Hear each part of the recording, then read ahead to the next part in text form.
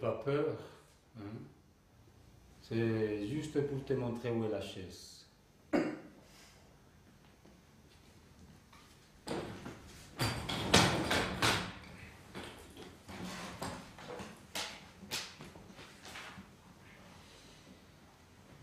On dirait qu'ils t'ont un peu tabassé. Et bien entendu, tu n'as pas parlé. C'est toujours comme ça, la première fois.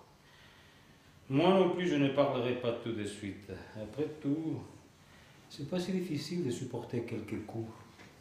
Et ça aide à se sentir mieux. N'est-ce pas que tu te sens bien de ne pas savoir parler? Ensuite, les choses changent, parce que les coups sont de plus en plus durs. Et finalement, tous finissent par parler. Pour être franc avec toi, le seul silence que je comprends, c'est celui de la première séance. Après, c'est du masochisme. Le calcul que tu dois faire, c'est de savoir si tu vas parler quand ils te casseront les dents, ou quand ils t'arracheront les ongles, ou quand tu vomiras du sang, ou... À quoi bon continuer? Tu connais bien la liste, non? Puisque vous la publiez constamment avec tous les détails. Tous parlent, mon gars, mais certains s'en sortent plus entiers que d'autres. Tout dépend du moment où ils se décident à parler. Et toi, tu t'es déjà décidé? Écoute, Pedro, ou tu préfères que je t'appelle Romulo, ton nom dans la clandestinité? Non, je vais t'appeler Pedro parce que nous sommes à l'heure de la vérité. Écoute, Pedro, je comprends ta situation, c'est pas facile pour toi. Tu avais une vie relativement normale, je dis normale par les temps qui courent. Une petite femme, jeune et jolie, un gamin en bonne santé, un bon travail à la banque. Une petite maison que tu as construite avec tes sacrifices. À propos, pourquoi les gens de la classe moyenne comme toi et moi tenons tellement à l'idéal d'être propriétaires de notre petite maison? Est-ce que vous avez pensé à tout ça quand vous avez décidé de proposer une société sans propriété privée? Au moins sur ce point, personne ne vous suivra. C'est-à-dire que tu avais une vie simple, mais bien pleine, et tout d'un coup, un bon matin, à l'aube, des types frappent à ta porte et t'arrachent à cette plénitude. Et en plus de ça, ils te flanquent une belle raclée. Comment est-ce que je pourrais ne pas me mettre à ta place? Et je serais inhumain si je ne le comprenais pas. Et je ne suis pas si inhumain, ça, je peux te l'assurer. Maintenant, je peux te dire qu'ici, il y en a qui sont presque inhumains. Tu ne les as pas encore rencontrés, mais il se pourrait que tu les connaisses bientôt. Je ne parle pas de ceux d'hier, non. Il y en a d'autres qui sont terribles. Je dois t'avouer que je ne pourrais pas faire ce sale boulot. Pour être un bourreau, il faut naître bourreau, mais bon, il faut bien que quelqu'un le fasse. Non, ça fait partie de la guerre. Parce que c'est une guerre. Et la guerre contre la terreur. Pardon? Qui parlait de torture? Ici, nous menons des interrogatoires. S'il vous plaît, c'est la dernière fois que j'entends ce mot. Vous aussi, vous devez avoir, j'imagine, des sales boulots et des boulots propres. C'est comme ça, oui ou non? Je suis peut-être paresseux, mais je préfère les tâches propres, comme celle-ci. Être ici avec toi et bavarder. Au lieu d'utiliser les coups, ou le sous-marin, ou la pique électrique. Ma spécialité, ce n'est pas la pique électrique, mais les arguments. La pique électrique, n'importe qui peut l'utiliser. Mais pour manier l'argumentation, il faut avoir un autre niveau. T'es d'accord? Non? C'est aussi pour ça que je gagne un peu plus que los muchachos électricos. Les gars électriques, vous comprenez? Les électriciens. Non, mais pourquoi personne n'y a pensé avant à les nommer comme ça? Qu'est-ce que t'en dis, hein? Les électriciens. Ce soir, à la cantine des officiers, je vais raconter ça au colonel. Il a le sens de l'humour, lui. Les électriciens, ça va lui plaire. Si la position te fatigue, tu peux croiser tes jambes. On dirait que tu as choisi la résistance passive. Hein? Mais la résistance passive de nos jours ne marche pas. Elle est comme anachronique. Depuis que les Américains ont imposé leur style si efficace de répression, la résistance passive est morte et enterrée. Maintenant, il s'agit d'une lutte à mort. Est-ce que tu te rends compte que tu ne me réponds même pas quand je te pose une question? Et ça, c'est pas bien. Parce que comme tu as dû le constater, je ne suis pas ici pour te faire du mal, mais simplement pour parler avec toi. Ton silence, c'est du mépris. Admettons que ce soit le cas. Dans cette guerre, nous nous méprisons tous un peu. Vous nous méprisez et nous vous méprisons. Ce n'est pas pour rien qu'on est des ennemis. Mais nous nous estimons aussi un peu, non? Nous ne pouvons pas nous empêcher d'apprécier chez vous la passion que vous mettez à lutter pour votre cause et les risques que vous prenez pour la défendre, votre confort, votre famille, jusqu'à votre vie. Nous ne comprenons pas très bien le sens de ce sacrifice, mais je peux t'assurer que nous l'apprécions. Par contre, j'ai l'impression que vous estimez aussi un peu la violence que nous devons nous faire à nous-mêmes, quand nous devons vous châtier parfois jusqu'à vous faire crever. Alors que vous êtes quand même nos compatriotes, crois-tu que ce soit un petit sacrifice?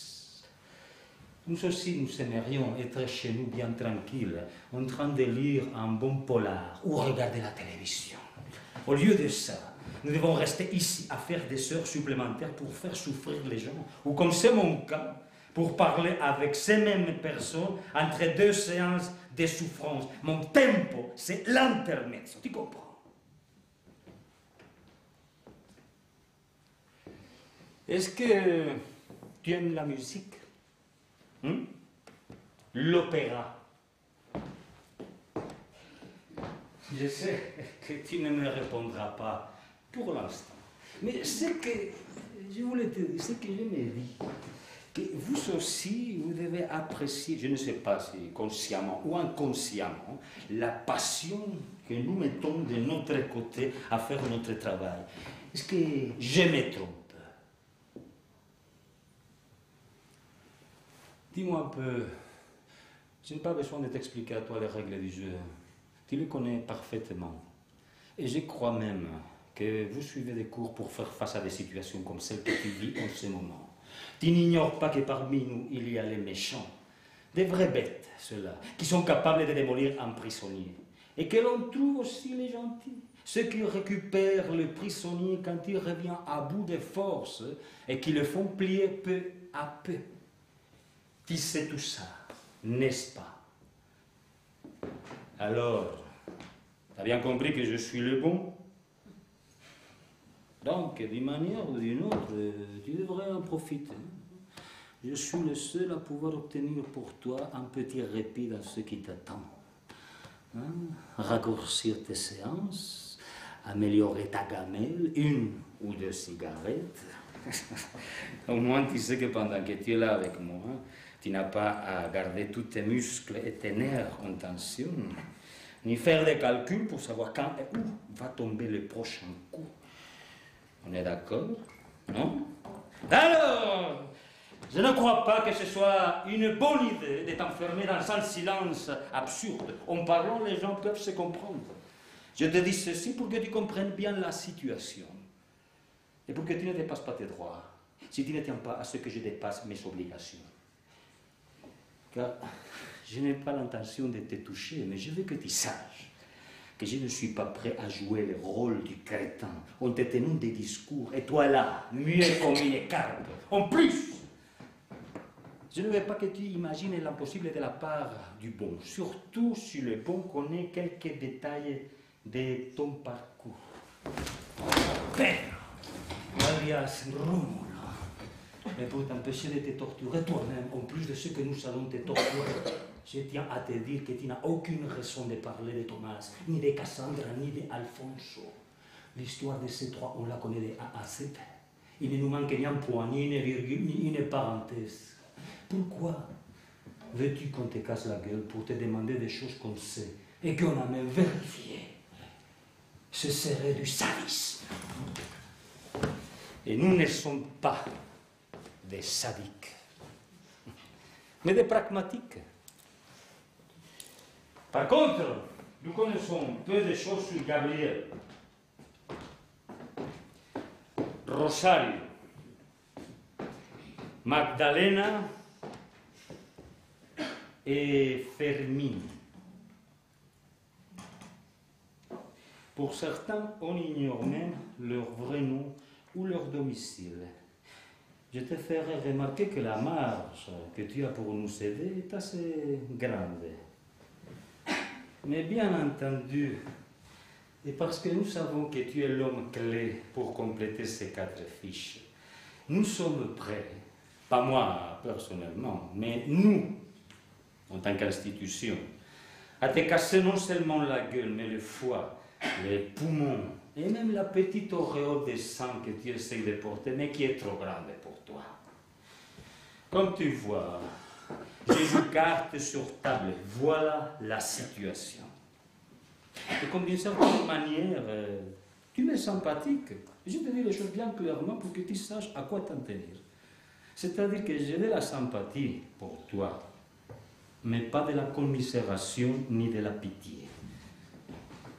Évidemment, dans cette unité militaire, et tu ne sauras jamais laquelle c'est, il y a des gens qui, par principe, et du fait qu'ils s'ignorent tout de toi, n'ont a priori aucune sympathie pour toi, et qui sont prêts à te pousser aux dernières limites de ta résistance, et pas seulement toi. Eux, ceux de la ligne la plus dure préfèrent parfois amener la femme de l'accusé et, comment dire, la trangler en sa présence. Il y en a même qui sont partisans de la technique brésilienne de faire souffrir les enfants devant les parents, surtout devant la mère. Il se pourrait même qu'un de ce jour tu vois un de ces gorilles qui t'ont tabassé en train de violer ta jolie petite femme. Elle s'appelle bien Aurora, non?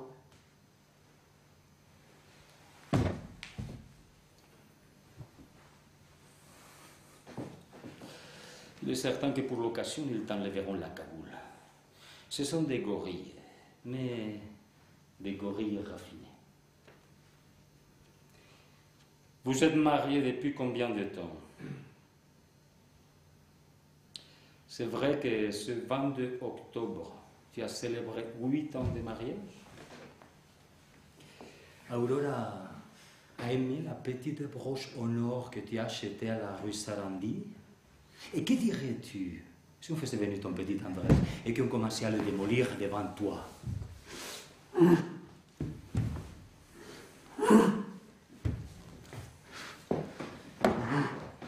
Je ne serai jamais d'accord avec ces manières de procéder car j'ai pleine confiance dans le pouvoir de persuasion qu'un être humain peut avoir en face d'un autre.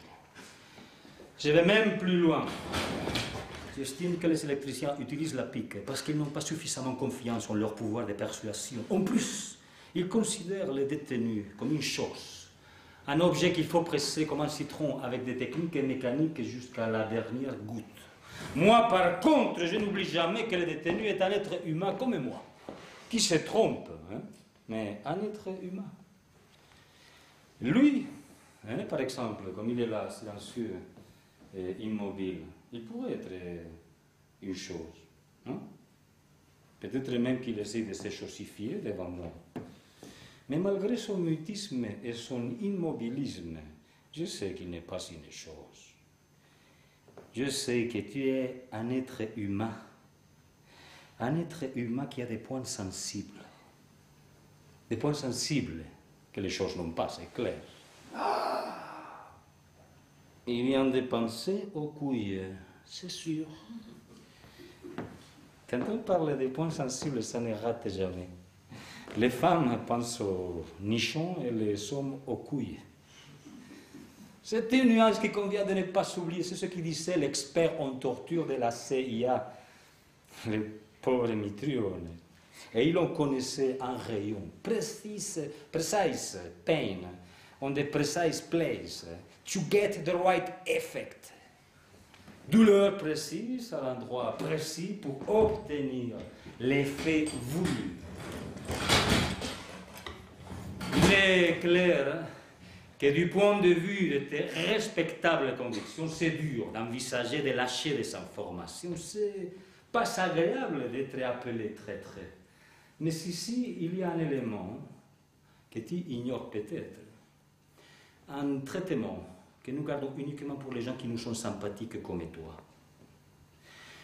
Nous te donnons la possibilité de nous aider, sans pour autant te faire mal voir de tes camarades.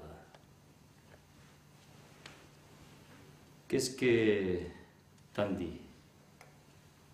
Hein?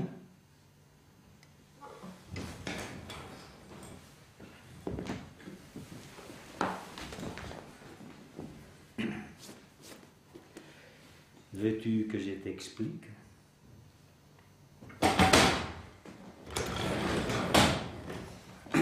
Le plan comprend 4 chapitres. Chapitre numéro 1, tu parles, tu dis tout, absolument tout sur Gabriel, Rosario, Magdalena et Fermín. Rien que 4 noms, 4.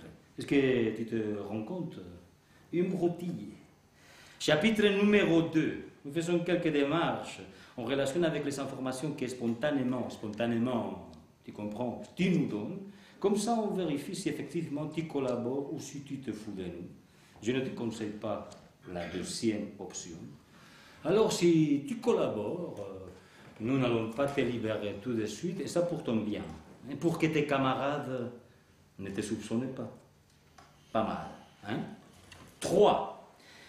Nous inventons un document codé ou une liste de téléphone et nous annonçons publiquement que la razzia est due à la découverte fortuite de cette liste. Et comme chez vous tout est cloisonné, chaque cellule va penser que la liste provient d'un autre groupe. Et 4. Enfin, nous te libérons. Et quand tu retrouves tes copains, tu leur dis que tu as tout nié avec une telle fermeté que tu nous as convaincus de ton innocence. Qu'est-ce que t'en dis?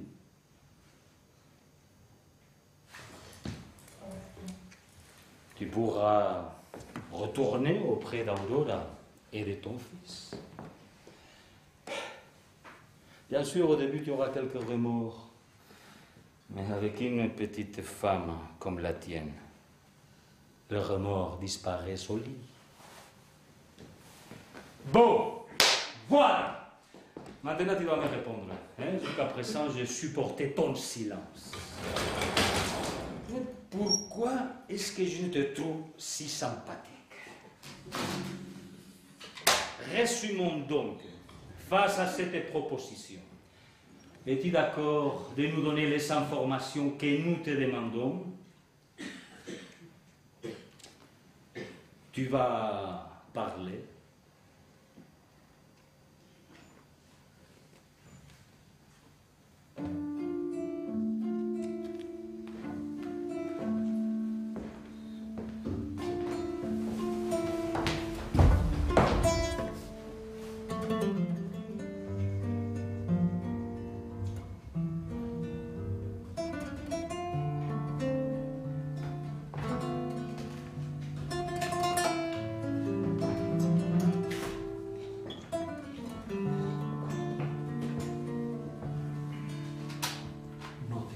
Inmóvil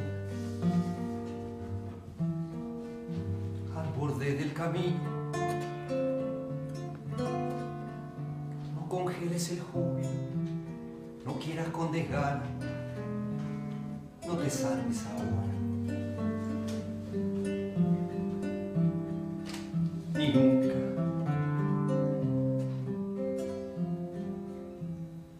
No te salves.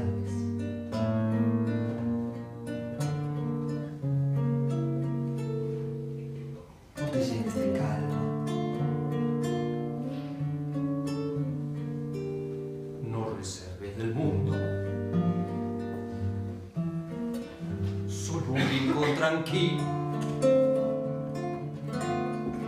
No dejes caer los párpados, pesados como juicios. No te quedes sin labios. No te duermas sin sueño. No te pienses sin sangre. No te juzgues sin tiempo. Pero si pese a todo no puedes evitarlo y congelas el júbilo y quieres condejar y te salvas ahora y te llenas de calma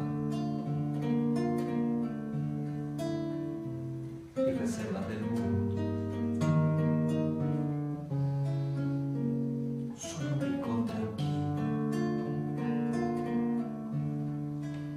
y dejas caer los párpados pesados como juicios y te secas sin labios y te duermes sin sueño y te piensas sin sangre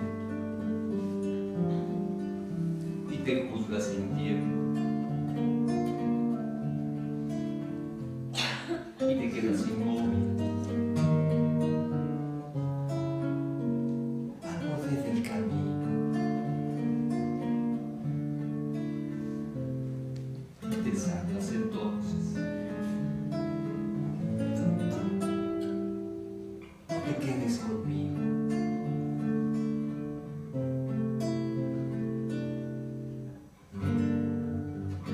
No te quedes conmigo.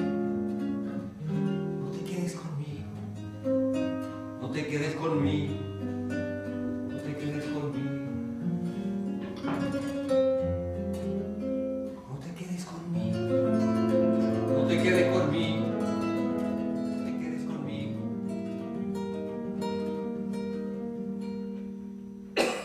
No te quedes conmigo.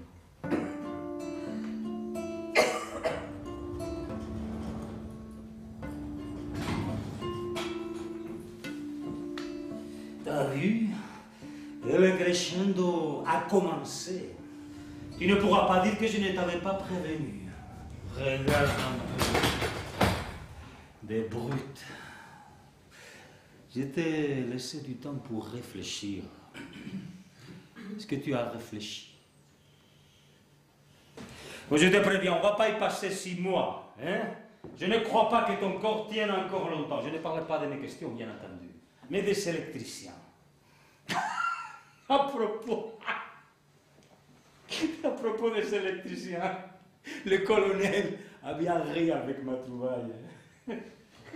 Et non seulement il a ri, mais il a ajouté: Capitaine, il faut veiller à ce qu'il n'y ait aucune pente de courant. Pour la blague n'était pas très bonne, mais j'ai ri. Je ne pouvais pas faire autrement. Où est-ce que j'en étais? Ah, de mon côté, je vais sortir de ce merdier, et j'imagine que toi aussi. C'est pour ça que j'ai décidé d'apporter un élément nouveau à la situation. Qu'est-ce que ça peut bien être? Un témoin? Quelqu'un qui t'a balancé?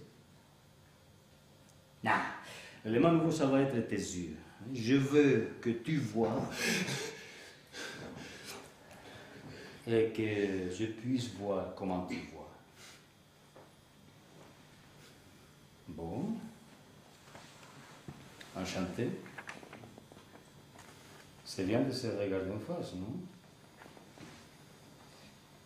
Je n'ai jamais aimé dialoguer avec une cagoule. Il y a des collègues qui ne veulent pas que les détenus le voient, et ils ont raison quelque part. Hein? Le châtiment crée des rancunes, et on ne sait jamais ce que l'avenir nous réserve. Qui sait si demain cette situation se retourne et que ce soit toi qui m'interroges? En ce qui me concerne, je ne suis pas inquiet que tu connaisses mon visage. Au maximum, tu pourras m'accuser de t'avoir posé et reposé des questions, et ça ne crée pas de rancune. Ou est-ce que ça crée de la rancune? Comme ça, sans la cagoule, c'est plus difficile de ne pas parler. Pas vrai?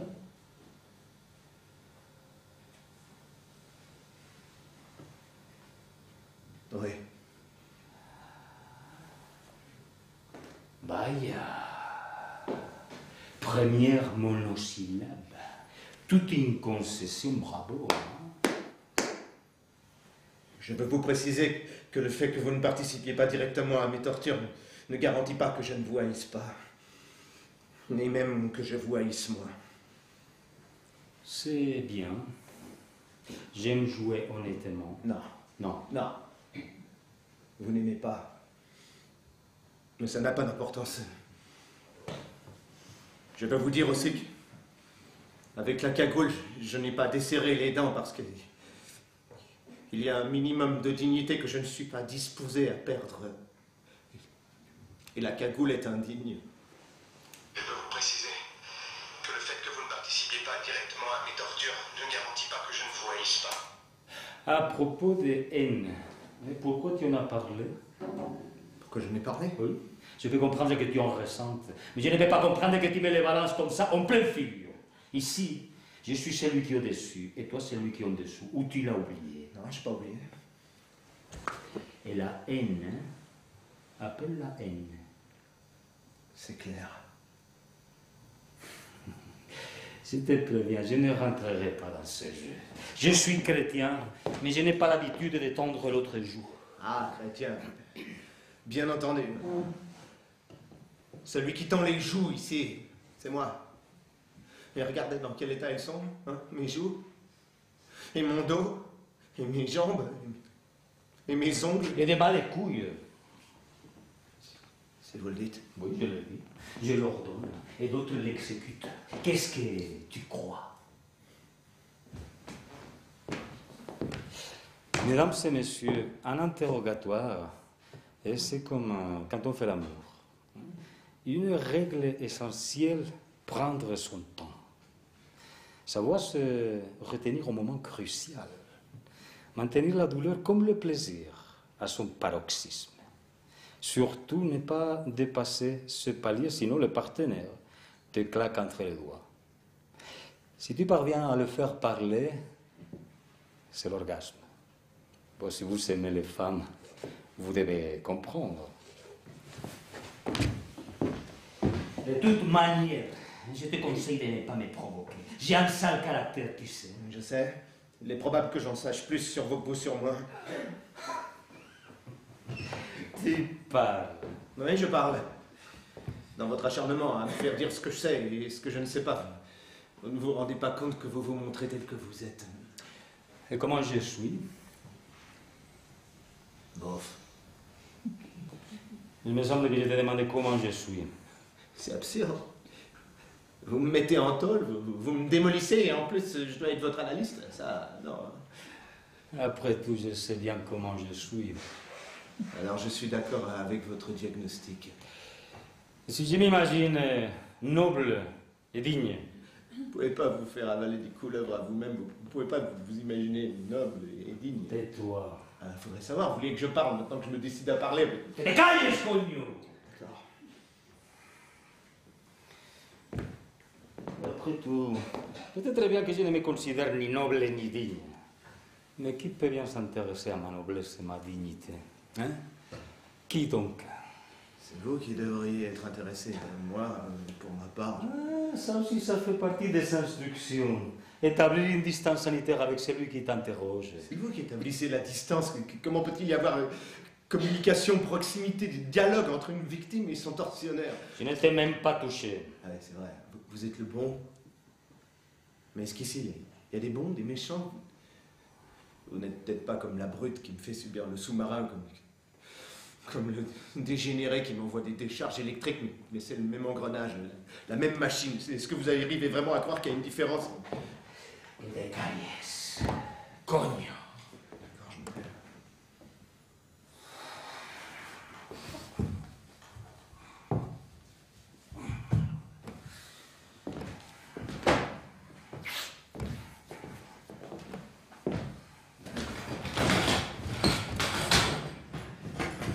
Alors, tu ne veux pas me poser des questions?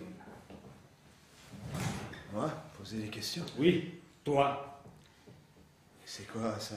Une nouvelle technique de la CIA?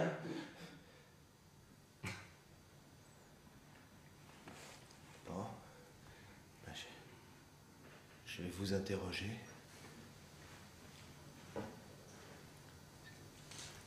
Vous avez une famille?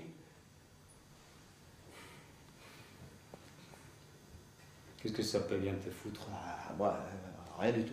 Celui pour qui ça peut être important, si ça a une importance, c'est vous. Est-ce que tu me menaces? Voilà ce qu'on appelle de la déformation professionnelle. Hein. Vous, chaque fois que vous évoquez nos familles, c'est toujours pour menacer. Et alors, pourquoi tu veux ça? Parce que si vous avez des parents, une femme, des enfants, ça doit être bien difficile quand vous rentrez chez vous. Quoi? Qu'est-ce que tu dis là? Je vous explique. Pour vous, ça doit être drôlement emmerdant, hein. Après avoir interrogé quelqu'un qui vient d'être torturé, de donner un baiser à votre femme ou à votre fils si vous en avez un.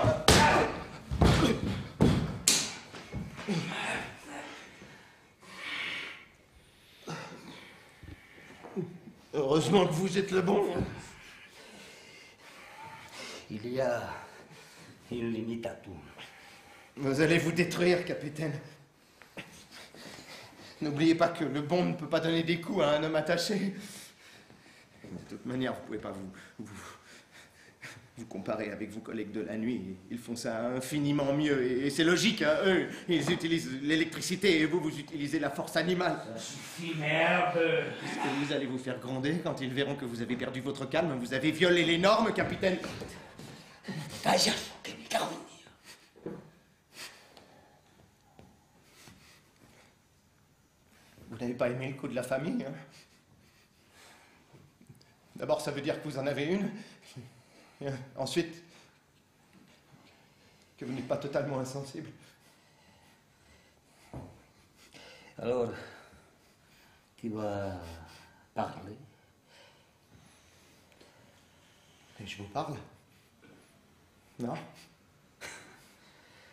Tu sais très bien ce que je vais dire. Capitaine, ne tirez pas des conclusions ridicules. Mais pourquoi? Pourquoi, hijo de puta, tu te rends pas compte quand tu utilises que d'autres donnent les idées et que toi, tu dois tout encaisser? Elle est pas mal cette phrase, hein. Vous la sortez d'où? Il y a même des fois où elle peut être vraie. Alors? Et alors, rien? L'essentiel, c'est pas le problème individuel. Mais la volonté collective. Paragraphe 7, alinéa B, de la déclaration interne que vous avez analysée au mois d'août. Si vous connaissez la déclaration, pourquoi toute cette comédie? Parce qu'une chose, c'est la déclaration. Et une autre, c'est toi. Ça veut dire que nous avons une taupe infiltrée. Et pourquoi pas? Et tu t'attendais à quoi? Et pourquoi elle ne vous a pas tout dit sur Gabriel, Rosario, Magdalena et Fermine? Parce qu'elle ignore. Ah bon? Par contre, elle savait pour toi. Et c'est pour ça que tu es tombé. Et en plus, elle nous a dit que tu savais pour les 4 autres. Ah. Dis-moi, est-ce que tu sais ce qui t'attend? J'imagine. Il se pourrait que ce soit encore pire que ce que tu peux imaginer de pire. Nous faisons tous les jours des progrès. Ce que j'imagine est encore pire. Mais qu'est-ce que tu es? Un suicidaire? Mais pas du tout, j'aime vivre. Vivre le massacré! Non, vivre simplement. Je te propose de rester en vie simplement. Non, pas de rester en vie, vous me proposez de vivre comme un mort. Moi, je préfère mourir comme un vivant. Tout ça, c'est des mots. Mais les mots, c'est tout ce qui me reste. Je l'ai dit exprès. J'ai pensé que ça vous plairait. Vous, quand vous faites un discours, vous utilisez toujours des belles phrases toutes faites. Tout à l'heure, tu m'as questionné sur ma famille. Oui, j'ai une femme et 2 enfants. Un garçon de 7 ans et une fille de 5 ans. Il est vrai que parfois, quand je rentre du travail, c'est pas facile de la retrouver. Ici, je ne torture pas. Mais j'entends trop de gémissements, trop de cris, des hurlements désespérés. Parfois, j'arrive avec les nerfs foutus. J'ai les mains qui tremblent. Je ne suis pas fait pour ce travail, mais je suis piégé. Alors, je ne vois qu'une seule raison à ce que j'ai fait. Obtenir que les détenus parlent. Réussir à ce qu'ils nous donnent les informations dont nous avons besoin. Même si pour ça, nous devons vous détruire. C'est une question de vie ou de mort. Ou nous vous détruisons, ou vous nous détruisez. Vie ou mort. Tout à l'heure, tu as mis les doigts dans la plaie quand tu as parlé de ma famille. Et je te remercie. Parce que tu m'as rappelé que je dois te faire parler coûte que coûte. Parce que c'est seulement comme ça que je me sentirai bien auprès de ma femme et de mes enfants. Et je ne me sentirai bien que si j'ai fait mon travail, que si j'ai atteint mon but. Dans le cas contraire, je ne serai qu'un sadique, merde, qui aurait donné l'ordre de torturer pour rien. Et ça, c'est une saloperie que je ne supporte pas. J'ai des femmes, ma patrie, moi. Réfléchir, c'est déjà désobéir, hein? Amor de Mario, me voy a todo de nuevo siempre, con tu puta mierda, último palabrita de carpia. Es que siempre me tirajo de mí, ¿o qué? Otros han muerto, otros han muerto. Autre chose? Ah oui, une question, c'est toujours la même. J'espère que tu te rends compte de ce que ça signifie pour moi. Est-ce que tu vas parler? Non, capitaine.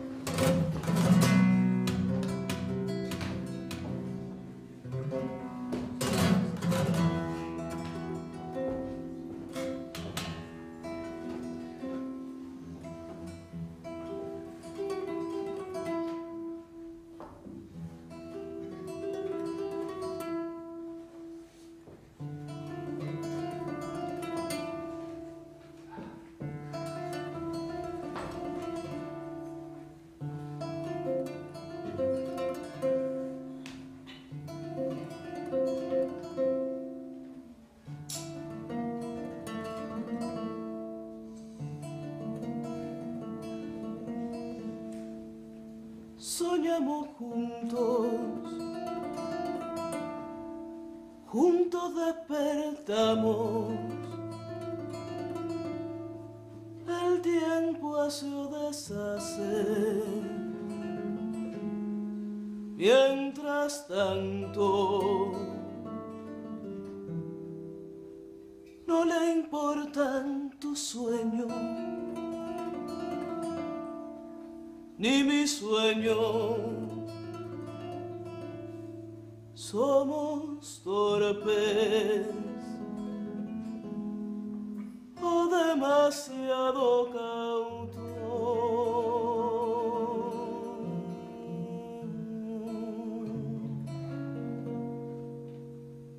Pensamos que no caen esa gaviota, creemos que es eterno este conjuro, que la batalla es nuestra o de ninguno, o de ninguno.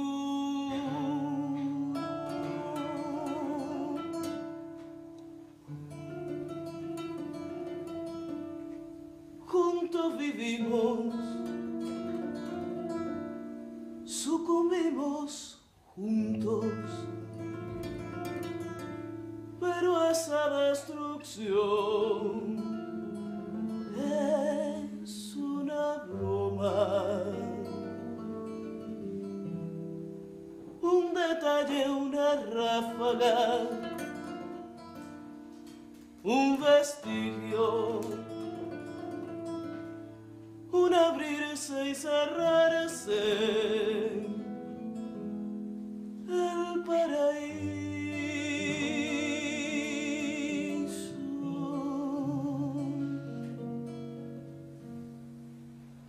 ya nuestra intimidad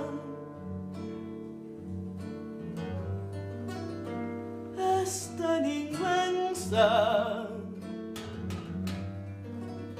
que la muerte la esconde en su vacío. Quiero que me relates el duelo que te callas. Por mi parte te ofrezco mi última confianza.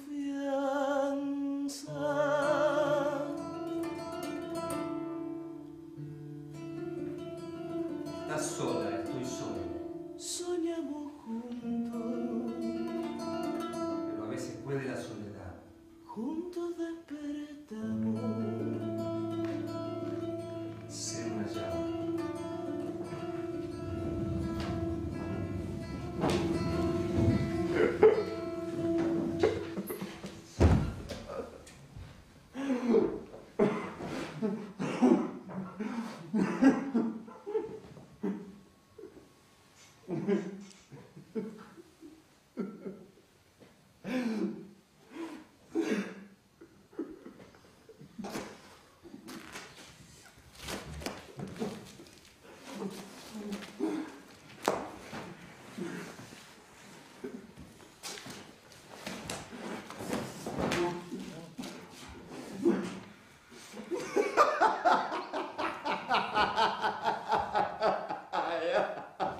¿Pero por qué te ríes?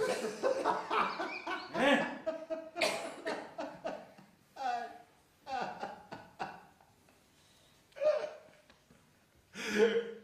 Et en pleine séance de décharge électrique, la panne de courant.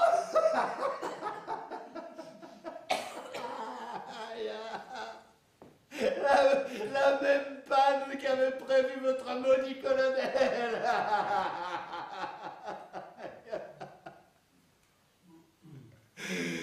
Et les pauvres gorilles qui ne savaient pas quoi faire. Parce que sans courant, ils ne sont rien.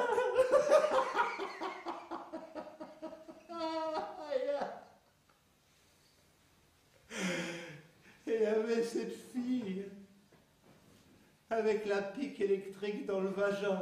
Et pendant la panne, je ne sais pas comment elle a fait pour leur flanquer un coup de pied.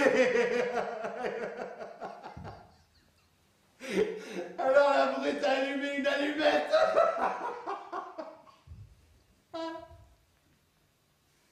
Mais la pique électrique ne marche pas avec des allumettes.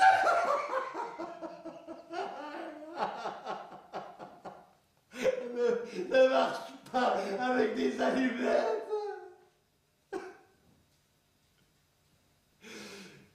Il y avait encore le tonneau, hein, bien sûr, plein d'eau et de merde, avec des étrons qui flottaient, mais c'est difficile de travailler dans l'obscurité.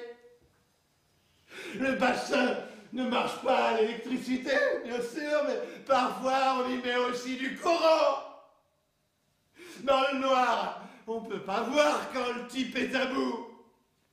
Le docteur a besoin d'une bonne lumière pour diagnostiquer l'imminence d'un arrêt cardiaque. Alors, on a dû suspendre la séance. Pedro. Je m'appelle Romulo. Non. Tu t'appelles Pedro. Au mieux Romulo alias Pedro. Ne m'embrouille pas. Pedro alias Romulo. Nada, rien. Quoi? Rien. Nada. Je n'ai ni nom ni alias. Pedro. Nada. Pedro nada. Nada. C'est mon nom de famille. C'est le nom de mon père. Vous ne le saviez pas, capitaine? Je vous le donne.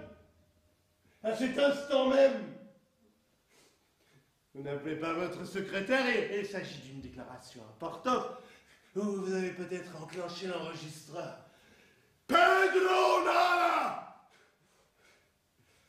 Et mon deuxième nom, celui de ma mère, est masse.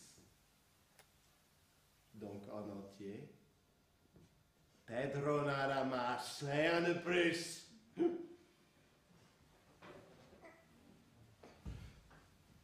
Une énigme, capitaine. Les pauvres en ont. Les riches en manquent. Si vous en mangez, vous mourrez. Qu'est-ce que c'est? Les pauvres en ont. Les riches en manquent. Si vous en mangez, vous mourrez. Allez, c'est facile. Rien. Nada. Qu'est-ce qui t'arrive? Rien. Il ne m'arrive rien. Je suis mort. Et basta. Mais à ce stade, la mort n'a plus d'importance pour moi. Tu es vivant. Vous me trompez, capitaine. Je suis mort. Nous sommes ici, comme qui dirait, à ma veillée mortuaire. Ne fais pas semblant de délirer avec moi, ce cinéma. Ne marche pas. Pas le cinéma, capitaine. Je suis mort.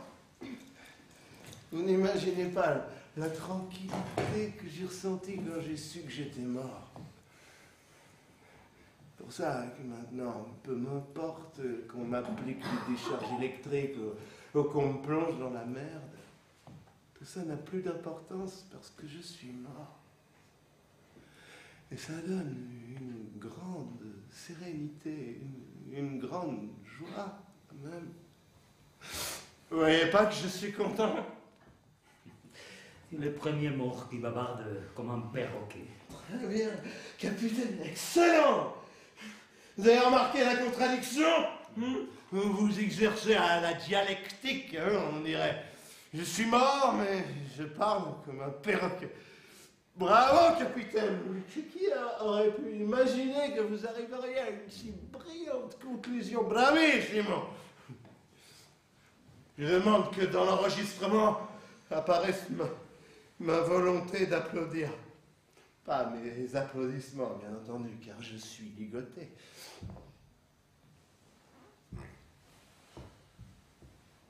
Je voudrais une explication, capitaine.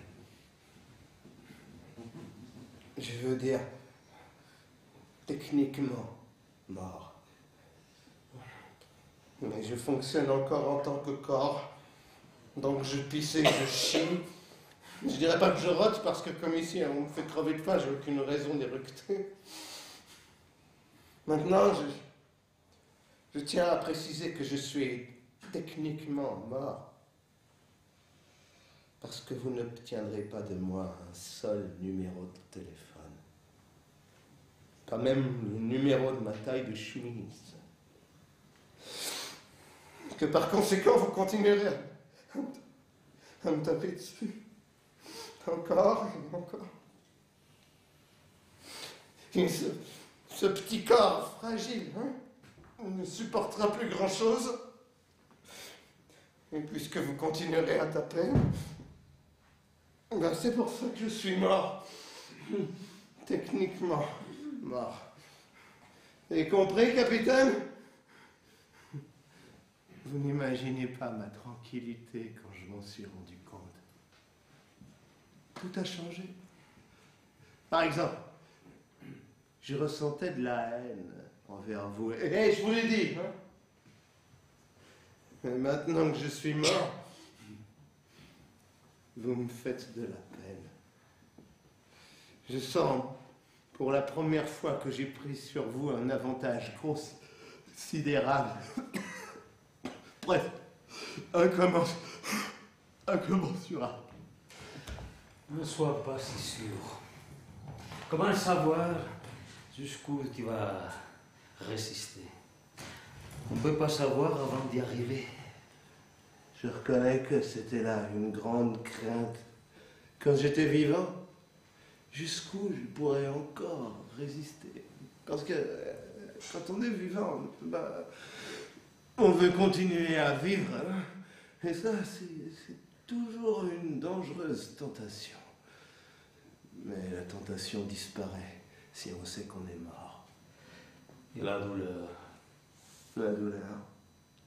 Oui, bien sûr. Et c'est importante, la douleur, quand on est vivant.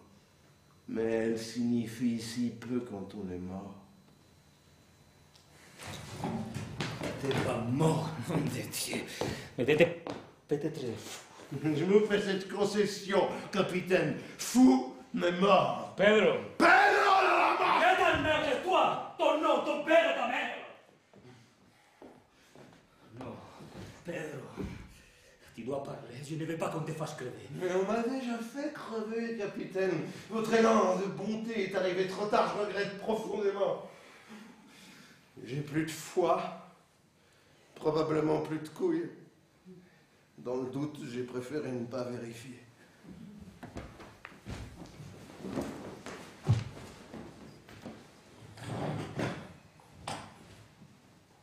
La torture fait hurler. Peut-être hurle-t-on en ce moment même, à cette seconde précise. Je ne sais pas si celui qui est roué de coups perd sa dignité humaine, mais ce dont je suis certain, c'est qu'avec le premier coup qui s'abat sur lui, il est dépossédé de la confiance dans le monde. L'autre, avec qui je peux être, mais seulement aussi longtemps qu'il ne transgresse pas la frontière qui est la surface de ma peau, m'impose en me frappant sa propre corporalité. En portant la main sur moi, il m'anéantit, c'est comme un viol. Et finalement, le viol physique par l'autre se mue en acte d'anéantissement existentiel dès lors qu'il n'y a plus d'aide à espérer.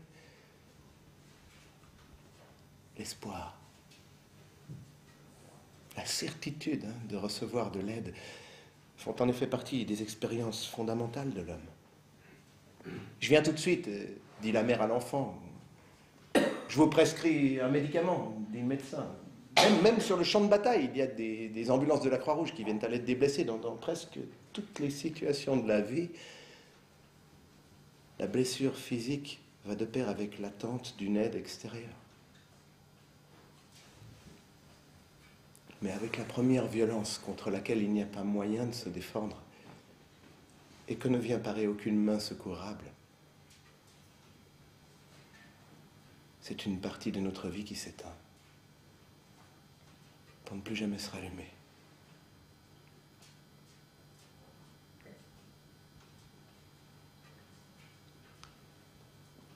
Ce serait complètement absurde de vouloir décrire les douleurs que j'ai ressenties. Était-ce comme un fer brûlant plongé au creux de mes épaules ou comme si on m'avait planté un pieu dans l'occiput? Une métaphore succéderait à l'autre et nous tournerions désespérément en rond. La douleur était ce qu'elle était. Il n'y a rien d'autre à dire. La manière dont on la ressent est indescriptible. Elle marque la limite du pouvoir de la parole, la frontière des mots.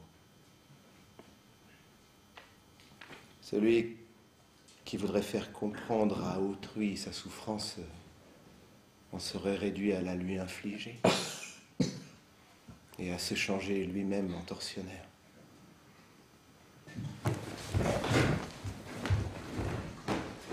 Je ne veux pas qu'il te détruise. Pas parlez-vous à la troisième personne du pluriel? Je ne veux pas que nous te détruisions. C'est beaucoup mieux comme ça. Vous n'aimez pas les ruines? Pompéi, Herculaneum, Machu Picchu, Pedro Nada Más. C'est loco.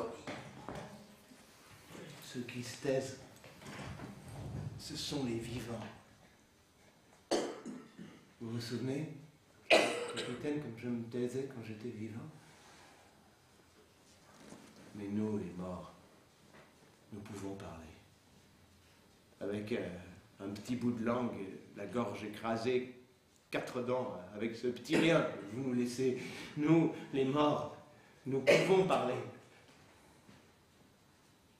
De votre famille, par exemple. Encore. Et si on parlait de la tienne? De la mienne, pourquoi pas. De ta femme? De ma veuve, vous voulez dire. En réalité, Aurora. Alias Béatrice. Ah, tiens. Tu n'étais pas mort. On dirait que tu as encore des réflexes. Aurora. Hein? Alias Béatrice. Je ne t'avais pas dit que tous les jours, nous mettons de nouvelles cartes sur la table.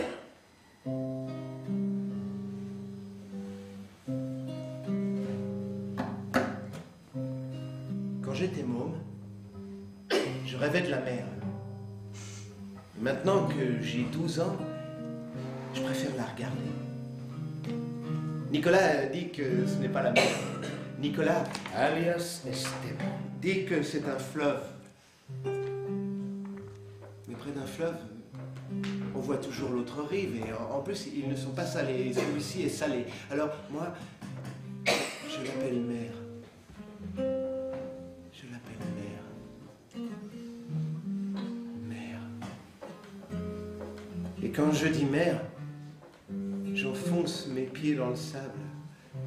Et le sable se glisse entre mes orteils. Il me chatouille. Je devais lui offrir une rose. Je ne sais plus pourquoi, mais je devais le faire. Elle venait avec sa mère et sa cousine. Elle marchait et je la regardais. Mais je devais lui offrir une rose. Et un jour, j'en ai volé une du jardin de l'ambassade. Et le policier m'a chassé. Et il m'a traité de sale gamin. Il a couru derrière moi. Et j'ai couru plus vite que lui. Et j'ai eu une crise d'asthme. Et quand je suis arrivé dans le parc, quand j'étais devant la fontaine, je n'avais plus d'asthme. Même si mon cœur battait à tout rompre. Alors je me suis approché de la fille, je lui ai tendu la rose. Elle m'a regardé surprise. Elle a battu des paupières. Et elle a jeté la rose dans l'eau de la fontaine. Je voulais être un vagabond. Et à 13 ans, je suis parti de la maison. J'ai marché toute la matinée et j'étais euphorique, libre, heureux. Et comme j'avais dans ma poche la monnaie que je devais rendre à ma mère, vers midi, je me suis acheté 2 sandwichs au fromage et jambon et une bière. Et dans l'après-midi, à cause du soleil qui tapait, je me suis endormi sur un banc de la place et je me suis éveillé avec la sirène des pompiers. Mais ils ont passé leur route et j'ai marché. Marché. Avec des chiens qui me suivaient et puis sans chien. Et alors, j'ai commencé à avoir mal aux genoux et dans la rue, les lampadaires se sont allumés. Et quand j'étais sur le point de pleurer, ma mère m'a vu depuis le trottoir d'en face et elle a crié « Mon chéri !» Et c'est comme ça que s'est terminée ma carrière de vagabond. Ma mère me suivait partout, car il m'haïssait. Et je ressentais cette haine de manière si intense que je ne pouvais pas ne pas le haïr moi aussi. Et puis un jour, je n'ai plus supporté et je me suis retourné. Et il s'est aussitôt retourné et il s'est échappé en courant. Alors j'ai commencé à le poursuivre. Elle venait tous les après-midi à la bibliothèque et elle s'asseyait pour étudier les mathématiques. Alors moi j'étudiais l'histoire, mais en vérité j'étudiais rien du tout parce que je passais mon temps à la regarder du coin de l'œil et à essayer de savoir si elle aussi me regardait du coin de l'œil. Mais nous étions toujours à contre-temps. Et on a passé comme ça tout un trimestre à voir si on se regardait. Jusqu'à ce qu'un après-midi, Aurora, alias Béatrice. d'accord, vous savez tout, capitaine, mais ça n'empêche pas que je sois mort. Et il y a une chose que je sais aussi, c'est que vous savez qu'elle ne sait rien, mais que vous imaginez que moi, je sais. De toute manière, nous pouvons l'amener ici. Une raison de plus pour être mort, le plus tôt sera le mieux. Avec nous, les morts, le chantage ne marche pas. Mais je me demande pour quelle raison je te trouve sympathique, malgré toutes les bêtises que tu peux dire. Peut-être que vous aimez les bêtises. Non, c'est pas ça. Ce qui se passe, c'est que vous,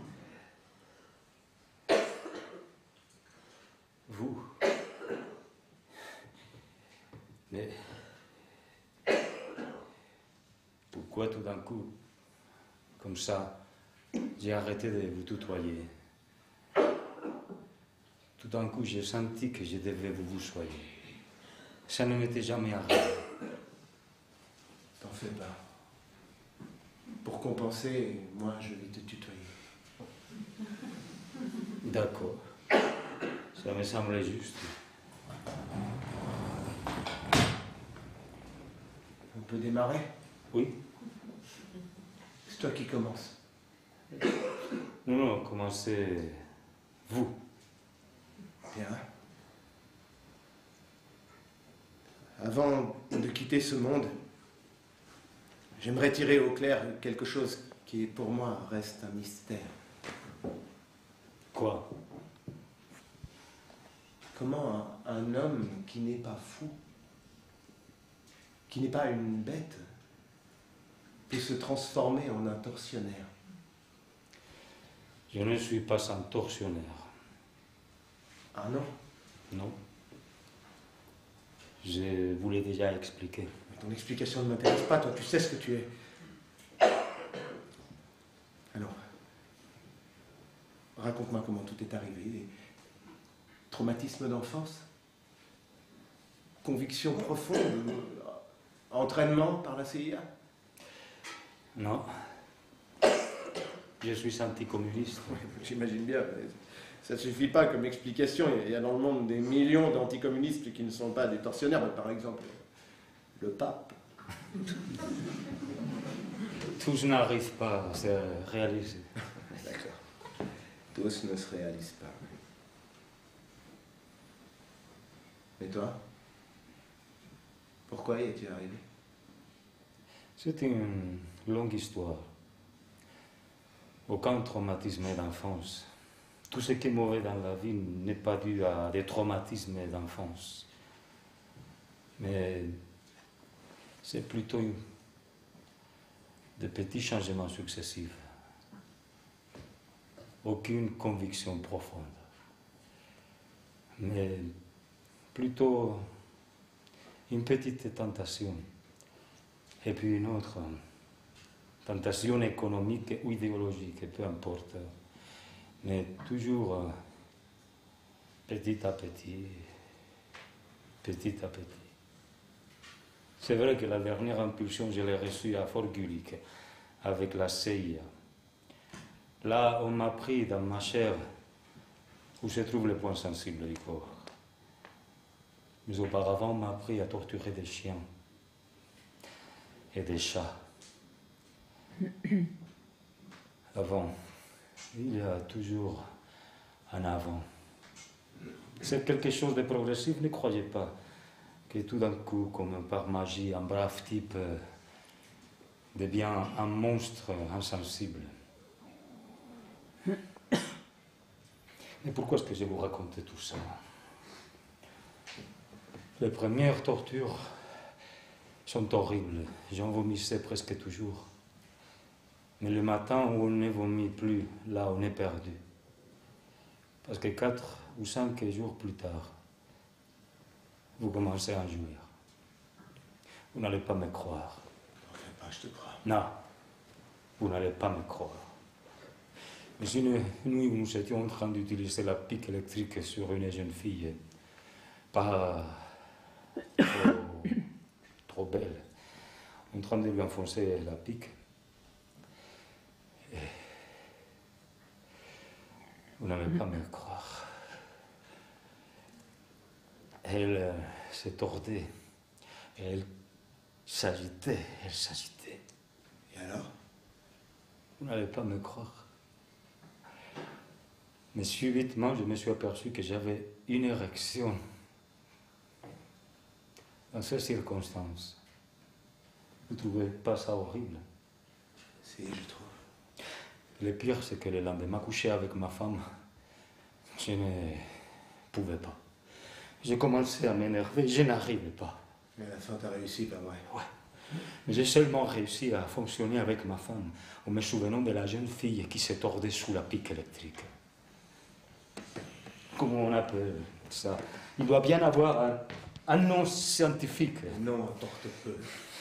C'est pour ça que je ne peux pas revenir en arrière. C'est pour ça que je dois vous faire parler. Vous comprenez maintenant? Je comprends très bien que tu veux que je comprenne. Mais de toute manière, tu n'y arriveras jamais, capitaine. Ni en me traitant de vous, ni de tu, ni de mon seigneur. Tu vois? C'est ça l'avantage du nom. C'est toujours non. Et rien d'autre que non. As-tu bien entendu, capitaine? Non. Avez-vous entendu? Capitaine? Non. Non. Monseigneur, a-t-il entendu? Non! Siempre no. Nada más que no. ¿Oíste bien, capitán? No. ¿Oyó, capitán? No.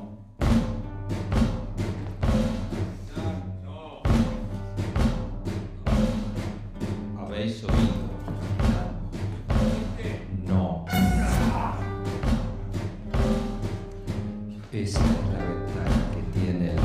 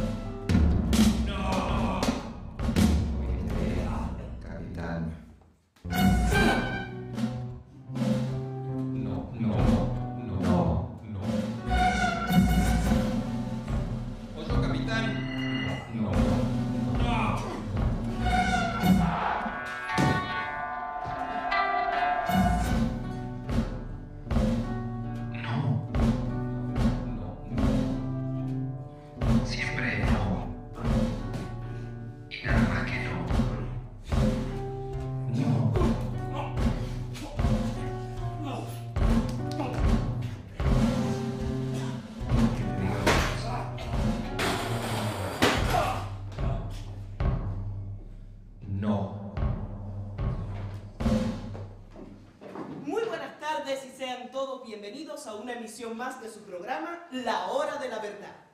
Hoy estaremos conversando con un alto miembro del ejército que viene a compartir unos minutos de su tiempo con nosotros. Así que acompáñenos y, como siempre les digo, gracias por la sintonía.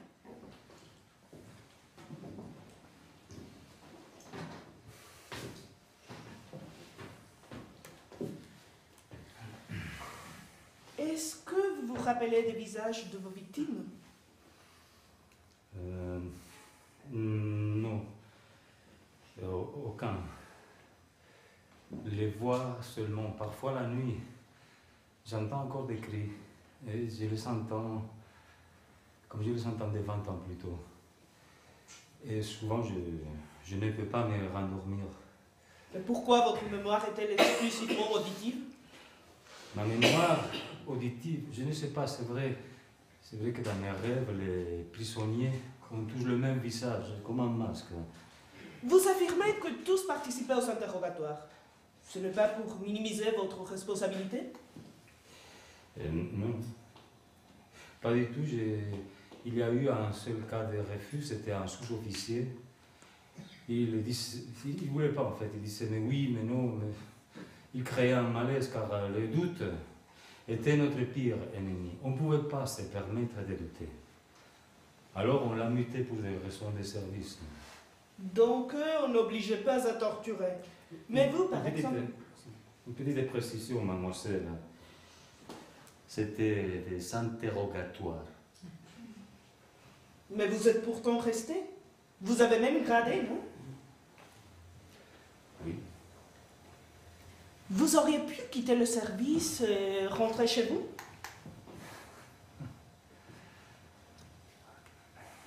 Que pensez-vous de la responsabilité individuelle? J'y crois. J'y crois. Et comment avez-vous vécu la transition depuis la chute du régime? Pas très bien. J'ai eu souvent envie de crier très fort à la face des donneurs des leçons. On s'est servi de moi et tout cela n'a servi à rien. Maintenant, on a tourné la page et ils nous demandent de faire autant, comme si c'était facile quand on a mis les mains dans la merde. Les hommes politiques ont commencé à s'occuper d'autre chose et du jour au lendemain, on nous a laissé tomber comme des pestiférés. Mademoiselle, je suis un homme simple, banal. Dans la rue, rien ne me distingue des milliers d'autres. Et que pensez-vous des 30 000 disparus qu'on a...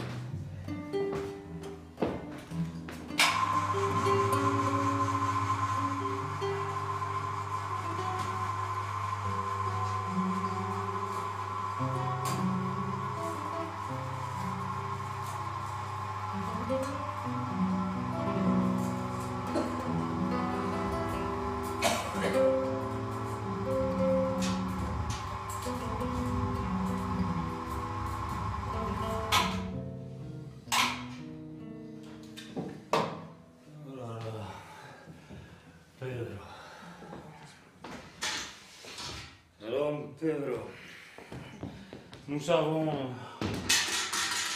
du travail.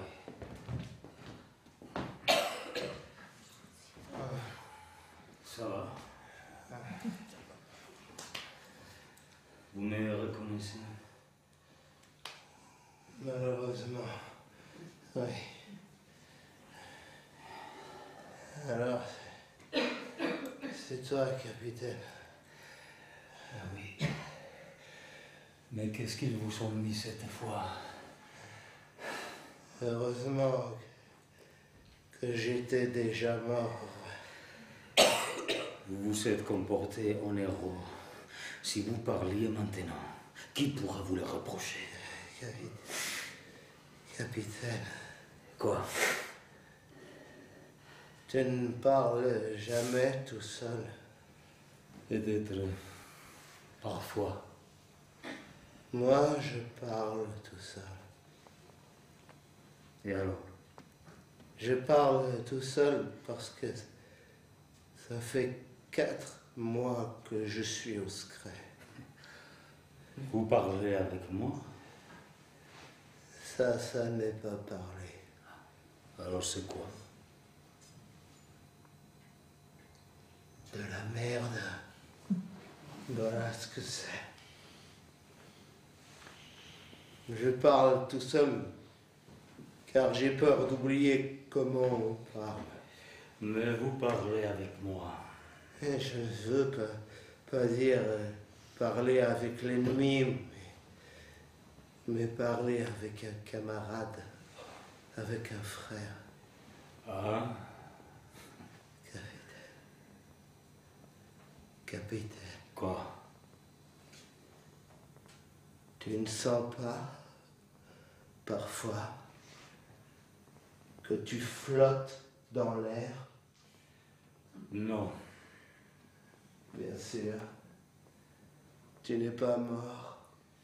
Et vous non plus, même si vous faites tout pour y arriver. Eh bien, moi, parfois, je flotte. Et c'est beau flotter. Alors, je vais jusqu'à la mer. Vous n'y allez pas, ni à la mer, ni nulle part. Vous êtes enterré ici. C'est ça. C'est ça. Enterré, bien sûr, puisque je suis mort.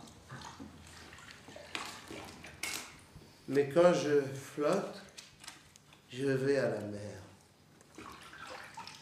C'est clair que je n'y vais pas tous les jours. Il y a des fois où j'en ai pas envie. Hier, j'en ai eu envie. Et j'y suis allé.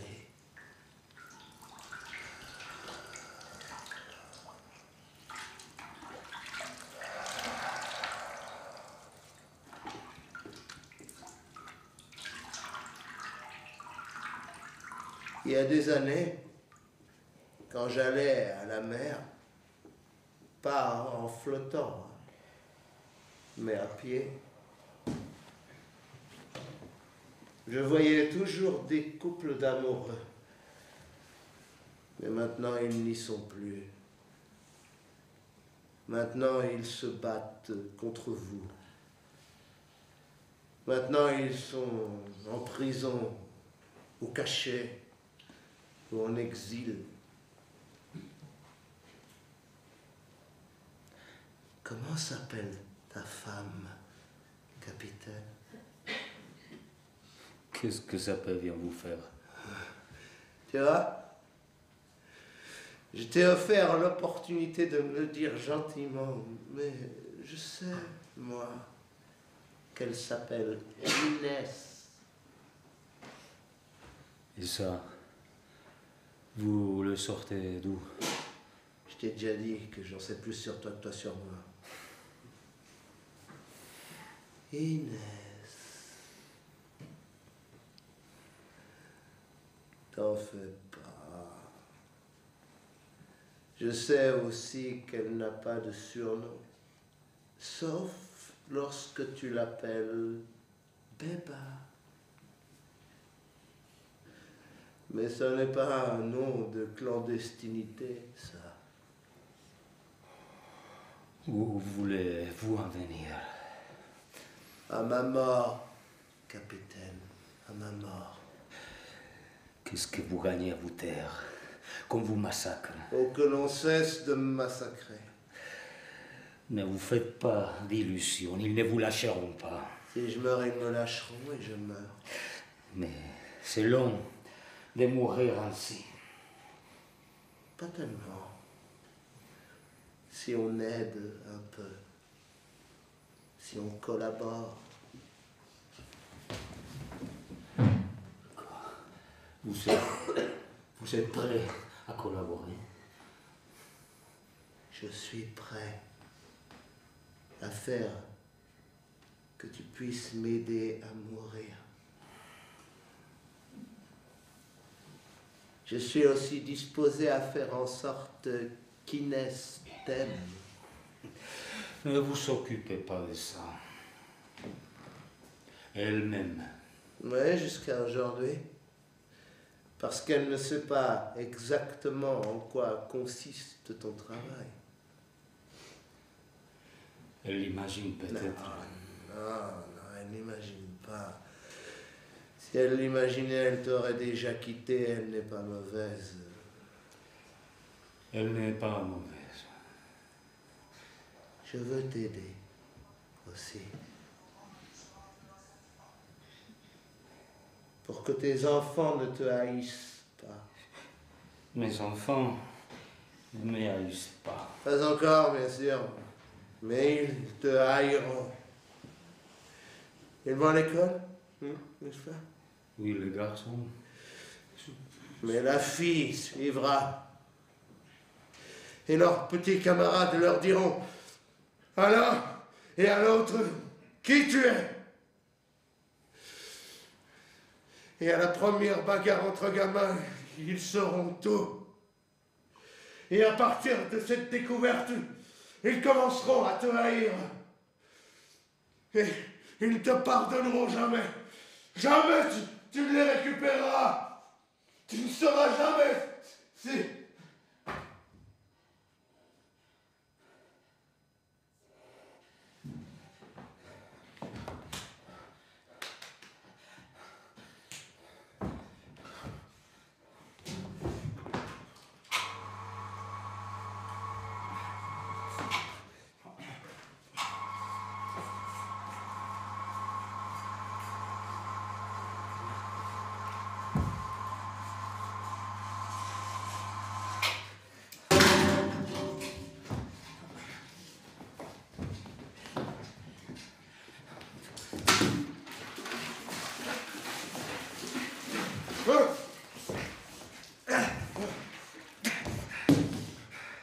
Ne vous faites pas d'illusions. Vous n'êtes pas encore mort. Nous sommes toujours ici. Et en train de parler d'Inès et de tes deux petits. Ça suffit. Capitaine, pourquoi ne m'achèves-tu pas? Vous êtes fou, hein? Vous voulez me rendre fou. Si tu me tuais, capitaine, ce serait de la légitime défense. Mettons que j'ai essayé de m'enfuir. Un délit de fuite. Ça te va? Alors, courage, tu as une chance de faire la bonne action du jour. Vous parlez trop. Maintenant. Je prends ma revanche après tant de silence. Surtout que tu es mon interlocuteur idéal. Moi? Oui, parce que tu as mauvaise conscience. C'est très stimulant de savoir que l'ennemi a mauvaise conscience. Parce que tout ce que tu as dit à propos de ne pas être des bourreaux, tout ça, c'est du pipeau. Tu as fait le boulot du méchant, et pendant longtemps, dans un passé pas si lointain. Nous te connaissons, hein, capitaine. Disons qu'il faudrait que vous fassiez des cagoules plus épaisses. Il y a toujours quelqu'un qui voit quelqu'un. Et moi, par exemple, je ne connais pas seulement le nom de ta femme. Je connais aussi le tien. Et même ton pseudonyme. Je n'ai pas d'autre nom. Bien sûr que tu en as un. Je n'en sais pas un nom. Mais un grade. Ton alias. C'est ton grade de capitaine. Et toi, tu es colonel. T'es colonel, capitaine. Alors, de deux choses l'une. Ou nous parlons de Romulo à capitaine, ou de colonel à Pedro. Hein, que penses-tu, capitaine? Hein, colonel? Vous savez, vous êtes bien plus cruel que moi. Pourquoi? Tu as encore le pouvoir, moi je n'ai rien sauf mon refus. Et vous croyez que c'est peu? Non, je ne crois pas que c'est peu. Mais avec mon refus Fanatique. Avec mon refus fanatique, je disparais. Non, Pedro.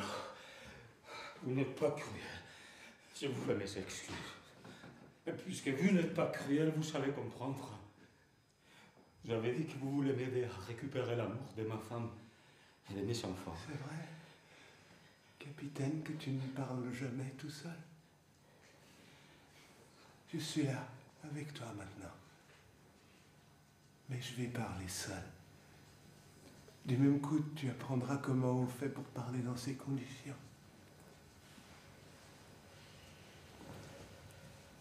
Écoute. Aurora. Alias Beatriz. Écoute. Aurora. Je suis foutu. Et je sais que toi, où que tu sois, tu es aussi foutu. Mais moi, je suis mort. Et toi, par contre, tu es vivante. Je supporte tout. Tout. Tout, sauf une chose. De ne pas tenir ta main. Si te quiero es porque soy mi amor, mi cómplice y todo. C'est ce qui me manque le plus. Ta main douce. Tes doigts fins et sensibles. Je crois que c'est la dernière chose qui me relie encore à la vie. Si avant de partir pour toujours, on m'accordait une seule faveur, je demanderais celle-là. Tenir ta main. Y en la calle codo a codo somos mucho más que dos. Somos mucho más que dos. Nous avons été heureux, Aurora. Alias Beatriz. Toi et moi. Tuvo la distancia un corazón. Toi et moi, nous savons ce que signifie avoir confiance en l'autre. Et pour ça, j'aurais voulu tenir ta main, parce que ce serait l'unique manière de te dire que j'ai confiance en toi. Et de savoir que tu as confiance en moi. Te souviens-tu de cette nuit de mars, il y a 4 ans, sur la petite plage près de chez tes parents? Nous sommes restés allongés sur le sable, sans dire un mot, à regarder la Voie lactée. Je me souviens qu'à un moment, j'ai commencé à déplacer ma main dans le sable vers toi, sans te regarder. Et d'un coup, j'ai rencontré ta main qui venait vers moi. Imagine-toi. C'est le souvenir qui me revient le plus souvent. Aussi ta peau, aussi ton corps, aussi ta bouche. Comment ne pas se souvenir de tout ça? Mais cette nuit-là, sur la plage, c'est celle qui revient le plus souvent à ma mémoire.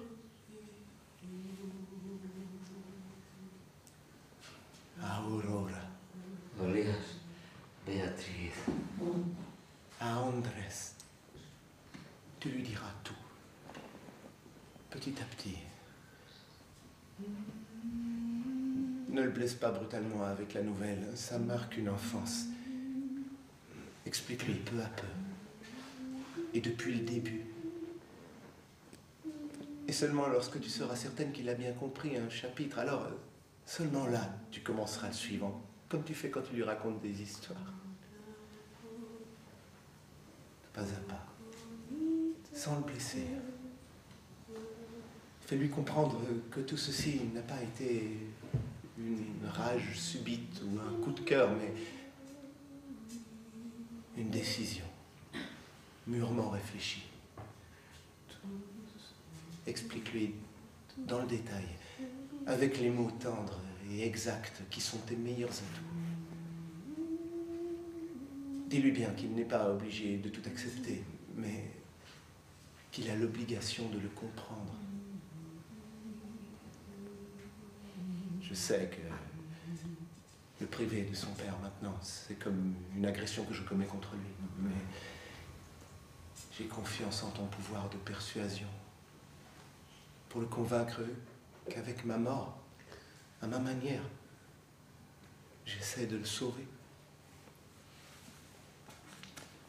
J'aurais pu sauver ma vie si j'avais dénoncé. Et j'ai pas dénoncé. Mais si je l'avais fait, alors je l'aurais détruit.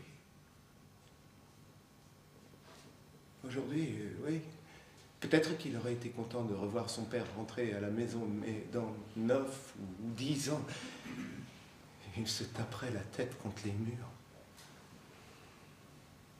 Dis-lui, mais quand il pourra le comprendre, que je l'aime profondément. Et que mon unique message est ne pas trahir. Tu le lui diras, Mais alors, entraîne-toi d'abord, hein, comme ça tu ne pleureras pas quand tu le lui diras, parce que si tu pleures, ce que tu dis perdra de la force. Tu es d'accord avec moi, n'est-ce pas? Je ne verrai pas la victoire. C'est dommage. Mais toi et Andrés, oui. Et ça, c'est une grande chance. Donne-moi ta main. Ciao, Aurora. Alias Beatriz. Pedro, vous êtes mort. Et moi aussi. Ce sont des morts différentes, bien sûr. La mienne est une mort par embuscade.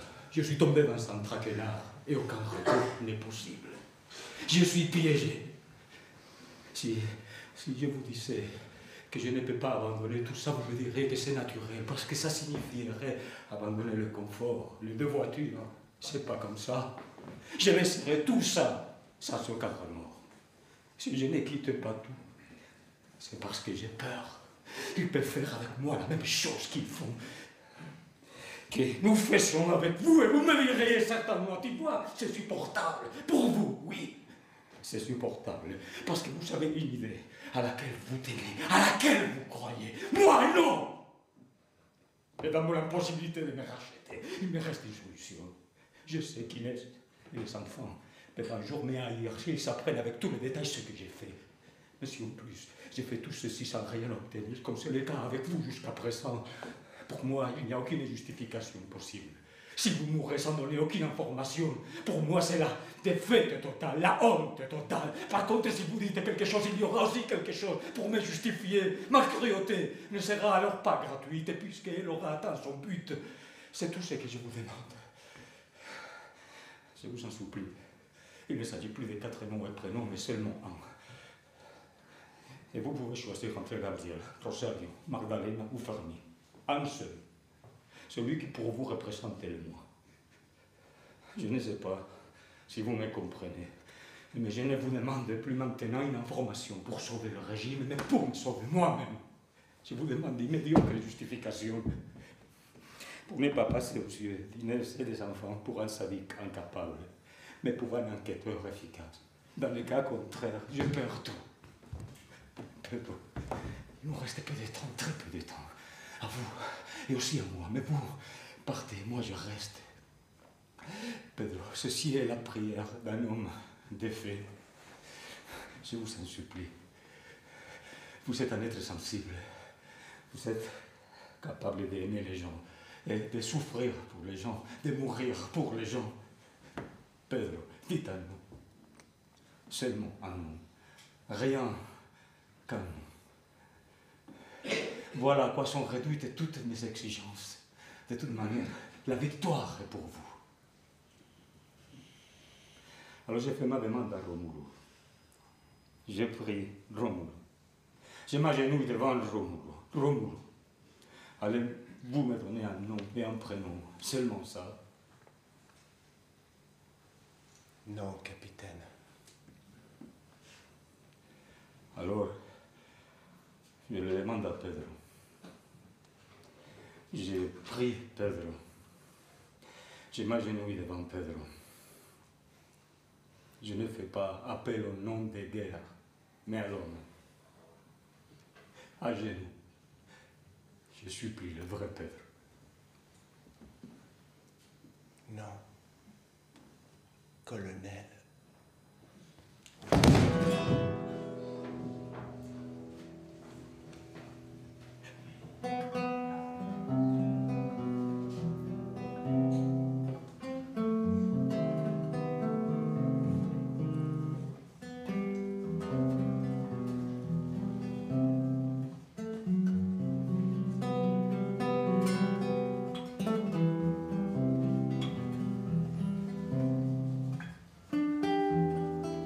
Cuando mataron a mi amigo hermano, Quand ils ont tué mon ami, mon frère, borré los árboles y su vaivén, el crepúsculo tenue, el sol en llamas, no quise refugiarme refugiarme en la Je n'ai memoria. pas voulu me réfugier de la mémoire. Dialogué con mis llagas, con las piedras. Escondí mi desdén en el silencio. J'ai caché mon mépris dans le silence. Expulsé de mi noche los delirios. Puse mi duermevela a la deriva. Lloré de frío con los ojos Je secos. pleurais de froid avec les yeux secs. Oré blasfemias con los labios J'ai sordos. prié des blasphèmes avec les lèvres sourdes. Metí el futuro en un baúl de nadie. J'ai enfermé le futur dans un coffre abandonné. En mis rencores inmolé al verdugo. Pedí a los buitres que volaran lejos. J'ai demandé aux vautours de voler loin. Y escupí en la barraca de los Et dioses. j'ai craché dans la baraque des dieux. Todo eso quise hacer, Tout cela, j'ai voulu le faire. pero no pude. Mais je n'ai pas pu. Cuando mataron a mi amigo hermano. Quand ils ont tué mon ami, mon frère.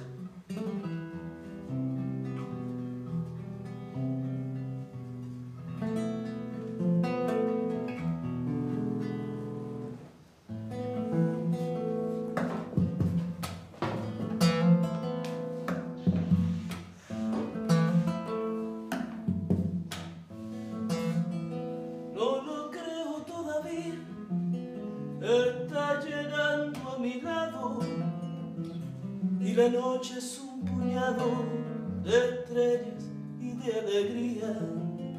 Palpo, gusto, escucho y veo tu rostro, tu paso largo, tus manos y sin embargo todavía no lo creo.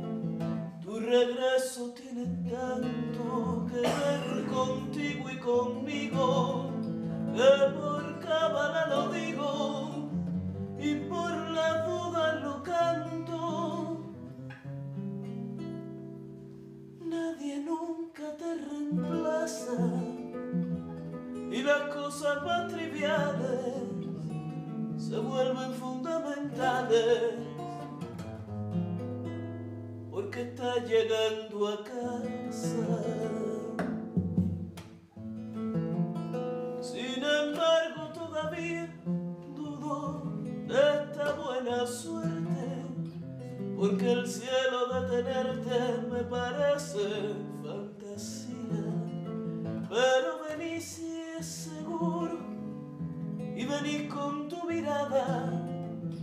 Y por eso tu llegada hace mágico el futuro. Y aunque no siempre he entendido mis culpas y mis fracasos, en cambio sé que en tus brazos el mundo tiene sentido. Y si beso la osadía y el misterio de tus labios, no habrá duda en mis resabios. Te querré más todavía.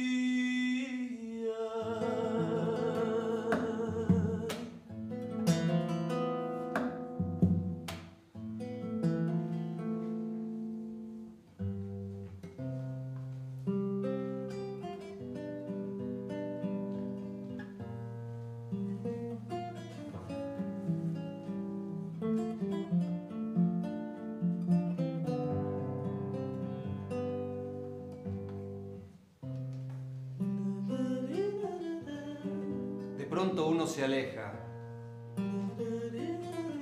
de las imágenes queridas.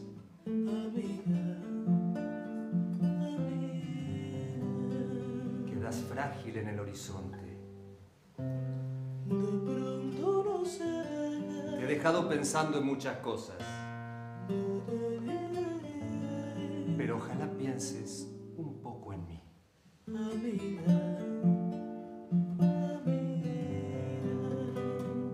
Vos sabés, en esta excursión a la muerte que es la vida, me siento bien acompañado.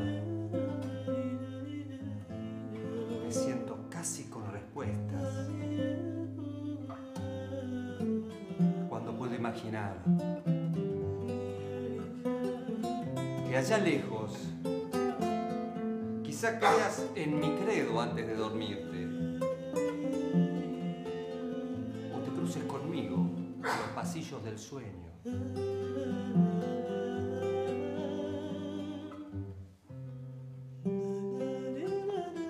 Está de más decirte que a esta altura no creo en predicadores ni en generales. Ni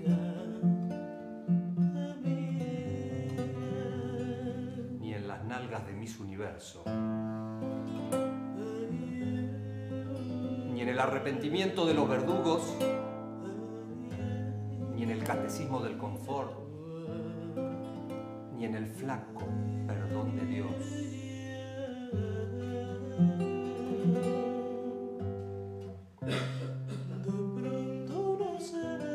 A esta altura del partido, creo en los ojos y las manos del pueblo, en general, y en tus ojos y tus manos en particular.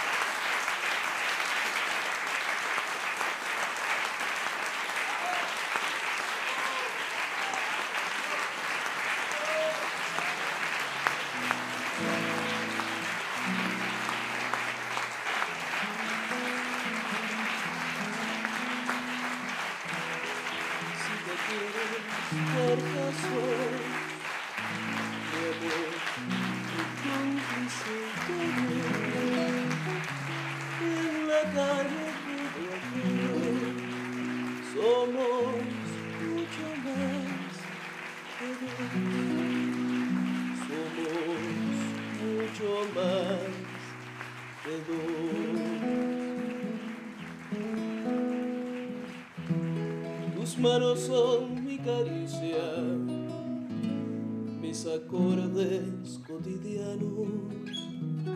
Te quiero porque tus manos trabajan por la justicia. Si te quiero es porque sos mi amor, mi cómplice y todo. Y en la calle codo a codo somos mucho más que dos. Somos mucho más que dos. Tus ojos son mi conjuro contra la mala jornada. Te quiero por tu mirada que mira y siembra futuro. Tu boca que es tuya y mía, tu boca no se equivoca. Te quiero porque tu boca sabe gritar rebeldía. Si te quiero es porque sos mi amor, mi cómplice y todo. Y en la calle codo a codo somos mucho más que dos.